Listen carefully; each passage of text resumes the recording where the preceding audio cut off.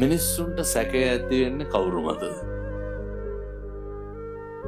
ජීවිතේ කවදාවත් අපිට අපි ගැන සැක හිතලා තියෙනවද?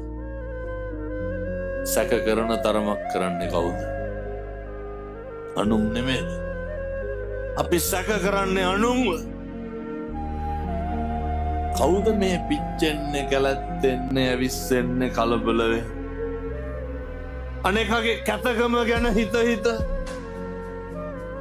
ඔට්ටු තට්ටු වෙනවට වඩා ජීවිතේ අඩියක් හරි ඉස්සරහින් තියන්න මගේ සත්පුරුෂකම ගැන හිතන්න. කෛරාතේ තම් පුන නැවත නැවත සිහිපත් කරන්න. සුඛෝ පුඤ්ඤස්ස උච්ච. එතකොට තමයි ඒ වගේ ආනිසංස වැඩි දියුණු වෙන්නේ, වර්ධනය වෙන්නේ. ඒ නිසා ධනංජානිටත් තිබ්බේ